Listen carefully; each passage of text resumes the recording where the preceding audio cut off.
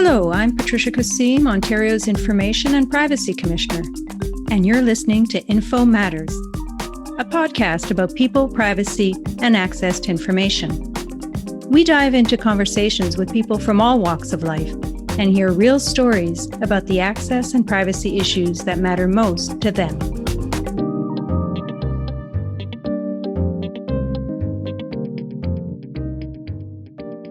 Welcome, listeners, and thanks for tuning in. In the wake of a series of high-profile encounters between police and civilians, a global movement has taken shape, calling for greater police transparency and accountability. And cameras worn by police officers have emerged as a tool to achieve these goals. Many of you may have noticed a general shift in public attitudes towards body-worn cameras that track interactions between civilians and police. Body-worn cameras are typically forward-facing cameras that are carried, fixed, or integrated into the uniform of a police officer, capturing video and audio, essentially documenting what the officer sees and hears on the job. They're intended to create a record of police-civilian encounters, including those involving the use of force, providing police and the public with an account of what happened. This extra set of eyes can potentially help police gather better evidence when investigating crimes. It can also lead to better public insights into police conduct and performance as well. In this episode, we'll be talking about the use of this technology by police and its role in bringing about greater transparency and accountability in the context of law enforcement and increasing public confidence in their local police service. We'll also explore what's needed to ensure these technologies don't cross boundaries of individual privacy, right to equality, freedom of expression, and human dignity. My guest is Dr. Alana Saulnier. She's an assistant professor in the Department of Sociology at Queen's University. She teaches courses on surveillance, policing, and criminology, and has engaged in research partnerships with more than 20 police services in Ontario. Her research centers on the use of surveillance technologies by police, such as automated license plate recognition systems, drones, and yes, body-worn cameras, a central focus of her research over the past few years. Dr. Saulnier, welcome to the show. Thank you so much. So if I may call you Alana, and Yes. Please feel free to call me Patricia as well. I want to start, Alana, by asking you to tell us a little bit about yourself and what led you to the field of criminology and surveillance technologies by police. Thank you. So when I think about my trajectory into the field that I'm now in, it started with one that I think many students who come to an undergraduate degree in criminology have, which is just I'm really interested in topics of crime and justice. And that evolved as many of my mentors' experiences recounted to me did, in that you just sort of fall into the things that you're most interested in. For me, that started off with a strong interest in the relationship between legal authorities and the communities that they serve, commonly referred to as the public. How are these relationships made as productive as possible? And I'm thinking about things that are like satisfaction as well as efficiency, effectiveness. And as I continued on in my graduate studies, I started to become increasingly interested in how technology augments these relationships, especially when we think about a legal authority like the police. They increasingly are reliant on technology to augment or even automate interactions with members of the public. That's what I started to become incredibly interested in. Can technology improve? Does it impact in any way? Can it take away from the quality of interactions with members of the public? And when I left my PhD, I had the opportunity to join the University of Illinois at Chicago. And it was there that an existing partnership with the Chicago Police Department gave me my first taste of working with practitioners on applied projects. And that was it for me. I realized at this point that what I want to do is focus on working with, especially police, but I could imagine other legal authorities as well, to promote evidence-based policy, especially when it comes to community relationships and understanding how technology impacts them, but also somewhat more generally as well. That sounds fascinating, Alana. And I was wondering if you can give us a high-level overview of your research into body-worn cameras and what aspects of this technology interest you most particularly. The first opportunity came with the Chicago Police Department there. I was a co-investigator on the evaluation of their body-worn cameras pilot project. That was in 2016, and it let me get my hands on what it felt like to work with a service engaging in this enormous rollout of a technology that was costly and somewhat controversial, but certainly in high demand in terms of public perceptions of what police accountability and legitimacy looked like at that time in the United States in particular. In 2018, I had the opportunity to return to Canada. I took on a position at Lakehead University, and it was there that I was able to start leading evaluations. I worked with the Durham Regional Police Service and then the Guelph Police Service to evaluate their body-worn camera pilot projects. And we're talking about things there like being able to understand what the effects of body-worn camera acquisition are on departmental metrics. So how frequently officers are arresting people during calls for service, writing reports, how long it takes to complete a call for service. We're also thinking about things like officers' attitudes towards these cameras and their behavior. Is it changing? We're thinking about use of force as an example there. Complaints are another important departmental metric that can be connected to officer behavior. Public perceptions are another incredibly important area of study here. What does the public expect? And then also public experiences. When the public interacts with an officer wearing a body-worn camera, does it change the nature of that interaction for them? And are special types of persons interacting with officers? I'm referring to victims here, especially vulnerable victims, survivors of intimate partner violence or sexual assault. How does the inclusion of this camera impact their interactions? Finally, I think that prosecution outcomes, although not directly part of the policing equation, certainly a downstream effect that is connected to police acquisition of body-worn cameras. So that was all part of the evaluations for Durham and Guelph. Once I joined Queen's, I had the opportunity to continue expanding that and work with agencies relevant to body-worn cameras and policing, like the Information and Privacy Commissioner of Ontario, like the Canadian Association of Chiefs of Police. And this is where I started to increasingly get into the realm of governance topics as it pertains to body-worn cameras.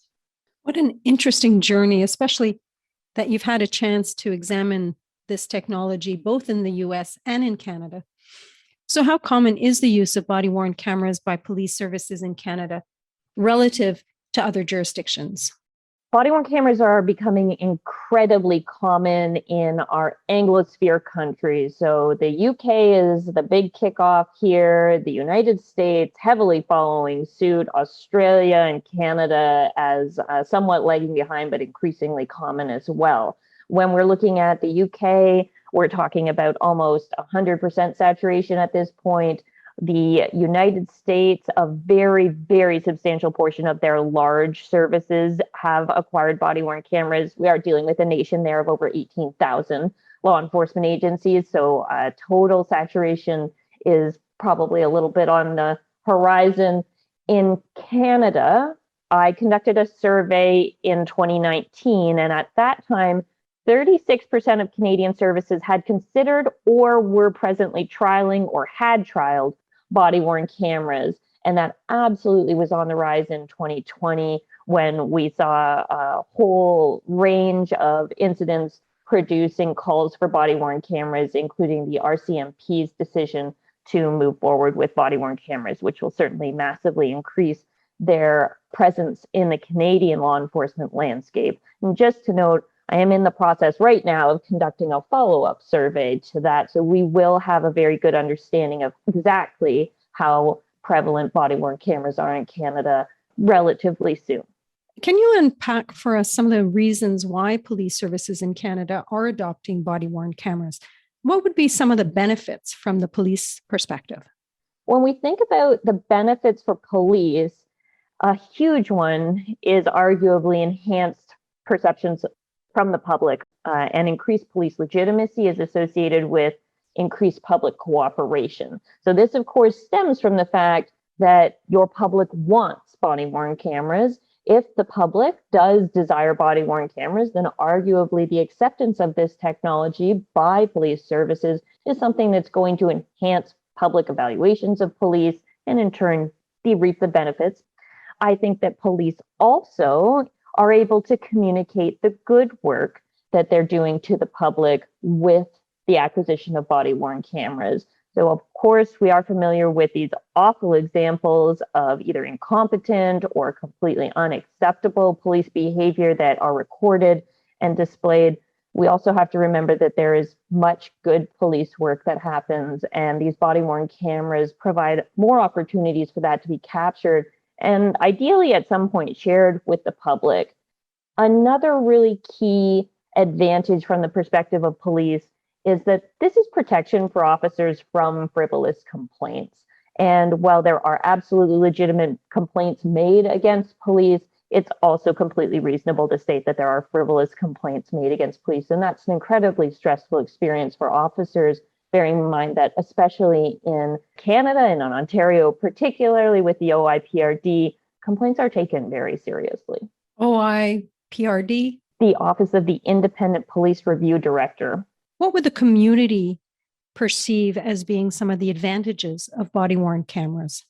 Looking to the benefits of body-worn cameras for members of the public, a really substantial one is perceptions of improved transparency. We're going to be able to have greater visibility on a profession that in some ways operates with low visibility. Even though officer actions take place in the public, they are often quite removed from their immediate supervisors in their interactions with members of the public. And so having a body-worn camera there provides this opportunity to see what officers are doing and to be able to evaluate if that's acceptable. Now, that is in and of itself an aspect of a benefit that we just have eyes on these situations, but we can also imagine that body-worn cameras could improve interactions, particularly in communities or amongst police services where there have been allegations of poor community police interactions, that officers are not treating people, for example, with respect. There is a considerable amount of hope that body-worn cameras would provide the accountability that would tangibly result in those interactions being improved. Another really important fact is the idea that community members can feel that if they do have a complaint, that this is something that's going to be documented. So justifiable complaints will now not simply be an argument of one person's word over another. There is this opportunity for evidence. Doesn't mean that that evidence perfectly captures what happened and that there isn't the ability to differently interpret that evidence, but it is an additional set of eyes on the situation that can be very useful. You mentioned that you had conducted research in the context of pilot programs with the Durham and Guelph Police Services as they rolled out their body-worn camera programs. What kinds of insights did your research uncover there? When I conducted research with the Durham Regional Police Service and Guelph Police Service, what I found was largely in line with what we see in the existing literature around body-worn cameras. And what that means is that sometimes we see effects, sometimes we don't see effects. And when it comes to body-worn cameras, there are simply a lot of outcomes that aren't affected. Let me give you some examples. Departmental metrics, things like arrests, timelines to call for service completion, reports issued, tickets issued, charges issued. These were either not affected or very, very minorly affected by the body-worn camera acquisition across these services. Now, that's, I think, in some ways, a very good thing, that perhaps officers are simply continuing to do their job as usual. When it comes to use of force, we've seen very mixed results across the existing research. Some studies find that body-worn cameras decrease use of force. Others find that body-worn cameras have no effect on use of force. And still others have actually found that body-worn cameras can increase use of force.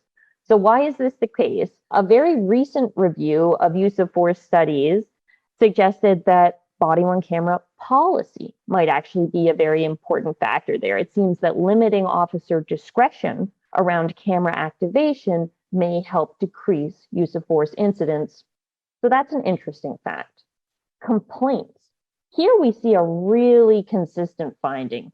complaints tend to be reduced when services adopt body-worn cameras. One explanation is that the quality of police-public interactions is genuinely improving because the body-worn camera affects officer and or citizen behavior. Another explanation is that the body-worn camera use is impacting reporting behavior. For instance, that frivolous complaints are less likely to be made. So the explanation for the outcome is unclear, but really either way, the outcome is desirable.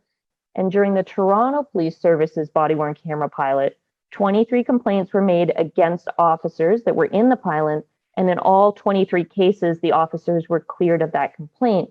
What that outcome suggests is that body-worn cameras have some value connected to accountability in terms of reaching timely resolutions on complaints, particularly those in which the police were determined to be acting appropriately. And that can also enhance community police relations.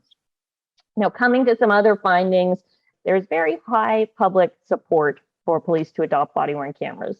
Some studies have demonstrated variation in the basis of demographics for body-worn camera support, especially around race, but that's not always the case. For example, in both the Guelph and Durham studies, we did not see those effects. It was high support regardless.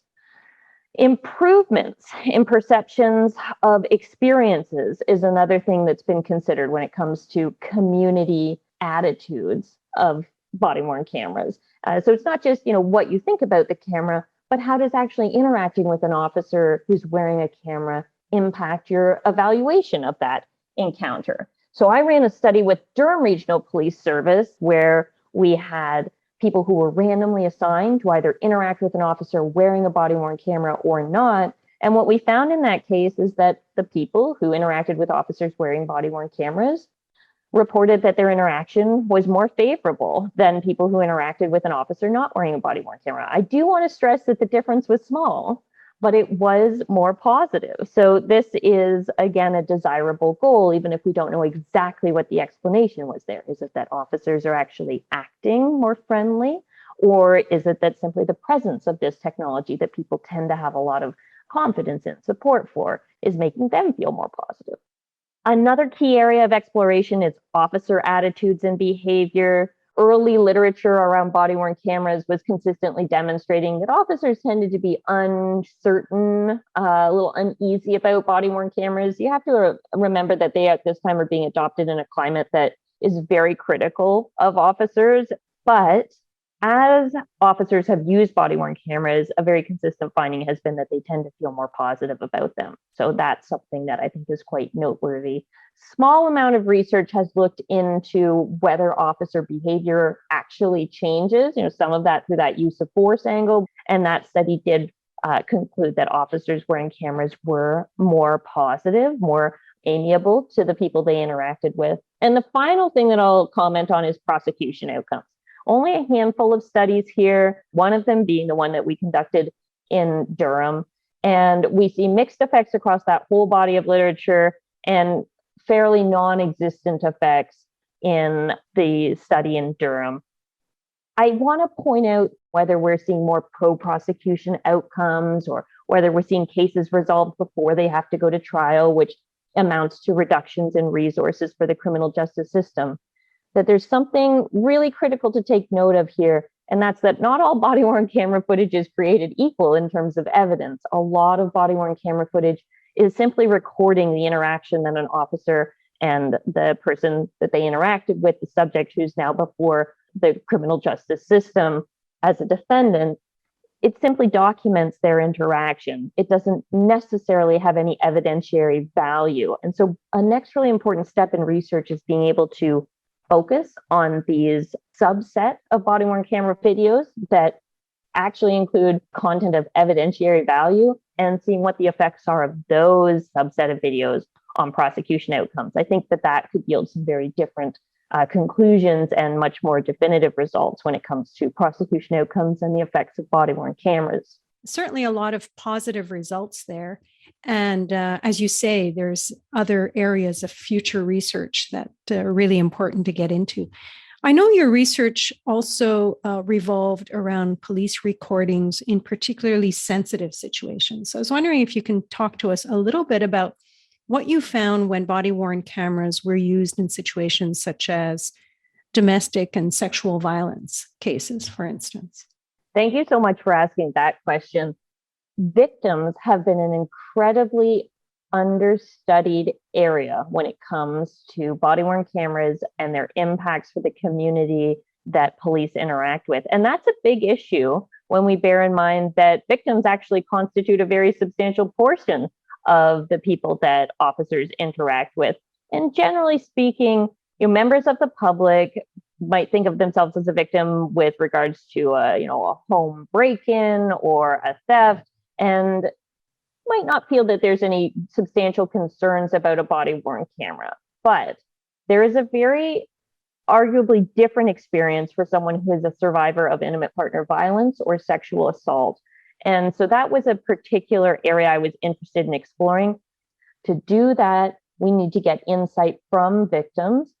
Now, I've done a couple studies that deal with this. The first was exploratory interviews.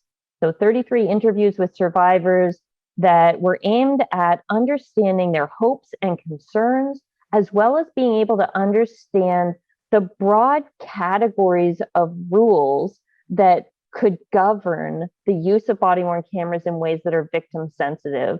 And what we found there is that these particular survivors were able to focus on officer practices, specifically notification, that officers should inform survivors as soon as possible. Officers should ask survivors if they're comfortable being recorded. And related to that, alternative recording options. If a survivor is not comfortable being recorded, and we're talking about specifically visually here, obscuring the lens, turning the lens away from the survivor, and simply capturing the audio recording. And then concerns around data storage and access, two separate but related issues. A lot of concern there around the potential disclosure of embarrassing, private, images that could have implications beyond someone's immediate case, in terms of their family relationships, their personal relationships, their employment relationships, as well as how long this data is going to be stored. These are all central concerns raised by victims in that initial interview phase.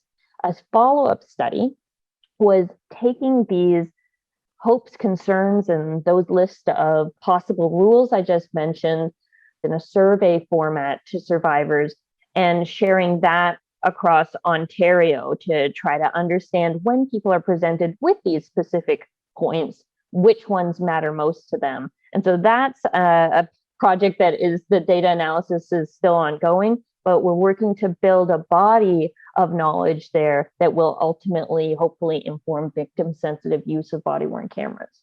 Clearly, some very heightened privacy concerns in those contexts. Let me ask you about the use of body-worn cameras in different contexts, in much more public contexts, like in the context of public protests, for instance. The central focus for me needs to be is that the cameras are used, if they are used, in a way that is transparent. So whether they're used or not is transparent, that policies regarding the use of body-worn cameras at protests are something that is clearly laid out in a services policy, and that they're accountable to adhering to that policy as such. Access considerations, I would say, are a really substantial point of concern there. I think it personally is reasonable to understand that officers would want to have body-worn cameras on at protests to be able to document their interactions with protesters, particularly should something become contentious. But that does not mean that the footage collected from protests should be used for any other sort of reason.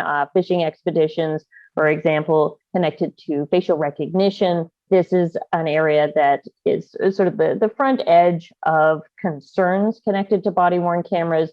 And I think we do need to tread very carefully there on not infringing on people's privacy rights in ways that might have chilling effects for people's willingness to engage in protests. Protests are absolutely something that's central to our ability to continue to grow as a progressive nation. So from what you've seen, how important would you say it is for police services to consult their local communities before putting such programs into place? I would personally say it's incredibly important. When I'm sharing my starting point, I think body-worn cameras are very promising for police in service to their communities, that they are a tool that can assist the way that communities and police interact with each other. Having said that, that does not mean that I think body-worn cameras are a requirement for the future of policing. I think that services' adoption of body-worn cameras should be based very much on their community's support and desire for such a technology. And therefore, it's incredibly important for services to consult with their communities. If a community wants body-worn cameras, then it's something that's worth the service considering and very likely adopting.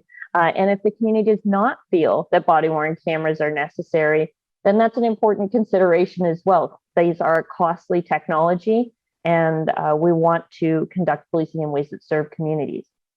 So certainly consulting communities about whether or not to adopt body-worn cameras is important. How about consulting them on how body-worn cameras should be used? What should be their limitations, the rules around them? What role do communities play in helping shape the governance frameworks? I think that they should absolutely play a role. And, part of the complex issue there is figuring out how to get this information from the communities that police serve. The common sort of practice is town halls and just open public surveys. These are good ways to generate feedback, but that often come from your sort of strongest, most opinionated ends of the spectrum and perhaps miss a middle ground. One way to gain access to that middle ground or a broader sample of your community is for services to engage in public perception surveys with people that they've actually had contact with, especially around something relatively benign like traffic interactions, for example. This allows them to potentially gain access to a broader cross-section of public perceptions. And that, I think, is an incredibly important way to be able to access their community's sentiments. And when it comes to what community members might be interested in, I think it's incredibly important that services take into consideration their community's attitudes. Again, the focal point for me with policing is that police serve their communities. And if you're inattentive to the community's concerns, the police service isn't really meeting its goal. So lots of interesting qualitative methods there to get insight into public perceptions, which is really interesting. So if I were a community member being asked by my local police service what I thought about them rolling out a body-worn camera program, what are some of the kinds of questions you think I should be asking my local police service? That is such an important question. I think that very centrally, community members, and this is one that gets overlooked a lot, want to ask, what's the purpose of the adoption of this technology? And following up with that, how does the service plan to assess if that purpose is being met? Community members should be asking, how will the cameras be used? So this is the policy around things like activation and what sort of activities officers need to record. And in that regard, I think we really want to see full transparency. I think it's incredibly important that service policies be accessible to the public so that the public can understand what the service is doing. Within that policy, community members could also be very interested in and should be asking questions about how will the data be stored? Who will it be shared with? From a privacy perspective, data must be stored and transmitted securely. This type of data is incredibly sensitive, and we don't want it to be compromising. Leakages or insecurely stored data compromising public perceptions of police integrity. Community members should be asking who will have access to the footage and how that access will be documented. So we're thinking about audit logs there. Access to footage should be logged and any access should be appropriate. And I guess the final sort of question that, again, might be one that doesn't come onto the community radar as much is what procedures are going to be in place for transparently integrating body-worn cameras with any other new technologies. facial recognition, automated sort of algorithmic assessments of these data that are being produced. This is the key thing here. There needs to be oversight and accountability in place to regulate the integration of body-worn cameras with other surveillance technologies, especially automated recognition practices that have to do with facial image or voice recognition. Very interesting. As you know, our office recently released a model governance framework setting all these kinds of rules that you just set out around the use of body-worn cameras by police services across Ontario. And in doing so, we built on our consultations with the Toronto Police Service when they were developing their program. I know you consulted with us on the development of that governance framework, so thank you very much for your input into that process. And you've also consulted with other police services across Canada, outside Ontario. So let me ask you, how consistent do you think is our body-worn camera framework with that of other jurisdictions across Canada? The IPC's governance model pertaining to body-worn cameras is an excellent piece of literature. It's, I think, best understood as a sort of board level policy providing guidance on how services should proceed when they are considering and implementing a body-worn camera program. And it really focuses on these key issues of transparency, accountability, privacy, and access considerations when we're talking about body-worn camera program development. Now, when I think about the IPC's framework, it helps police services that are using or considering using body-worn cameras to do so in a way that chiefly complies with Ontario's access and privacy laws, which is an incredibly important practical document for them to have access to. At the same time, it also is ultimately promoting consistency in police use of body-worn cameras throughout the province, which is critical, and assisting our police services boards in having a guidance document that they can use to help carry out their mandate of providing oversight. It's an excellent document that I was very pleased with. Now, when I think about the body-worn camera policy framework that I was involved in creating with the Canadian Association of Chiefs of Police, myself and a working group of 13 members drawn from police services and related police associations across Canada came together to try to produce a document that I would describe more as a policy template.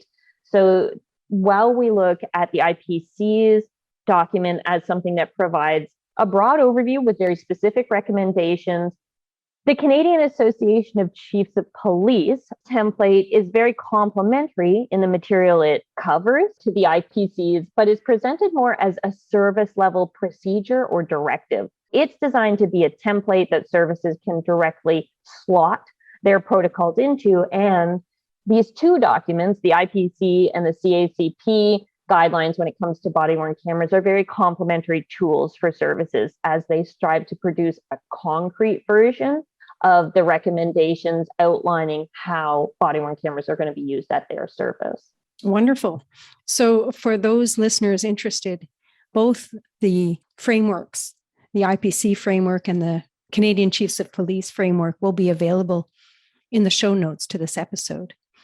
And for my last question, Alana, I'd like to bring you to one of our key strategic priority areas, which is next generation law enforcement. As you know, that is one of the key areas we'll be focusing on at the IPC. And I want to ask you your advice on how we can best contribute to building public trust in law enforcement by working with others to develop the necessary guardrails for the adoption of new programs and technologies that protect both public safety, but also respect Ontarians' access and privacy rights. What do you think we should be doing to advance work in this area?